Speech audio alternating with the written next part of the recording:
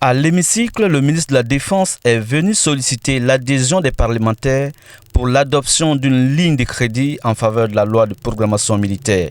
Une loi qui a longtemps souffert d'un manque de lignes budgétaires pour son application effective. L'armée guinéenne, pour renforcer ses capacités opérationnelles, est passée par la loi de programmation militaire L-2014-035-AN du 23 décembre 2014 afin d'assurer toutes les missions qui lui sont assignées. Cependant, cette loi a su faire de la non-inscription des crédits budgétaires nécessaires dans les lois de finances 2015-2020 à cause des crises économiques et sanitaires, épidémies à virus Ebola, dans un contexte économique international difficile.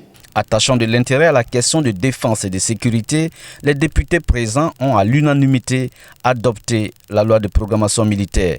Pour eux, cette loi s'inscrit dans la dynamique des actions visant à réformer le secteur de défense. Cette loi de programmation militaire permet donc de mettre en application cette politique de défense, d'appuyer l'initiative présidentielle, qui est le retour de la Guinée sur la scène internationale, et d'engager des réformes majeures au niveau de l'outil de défense dans un contexte budgétaire que tout le monde connaît. Le ministre de la Défense s'est dit satisfait de l'adoption de cette loi. Nous sommes très satisfaits de l'intérêt que l'ensemble des députés ont porté à ce projet de loi, qui est vraiment une loi très importante pour la réforme du secteur de sécurité et pour le renforcement des capacités de nos forces de défense et de sécurité.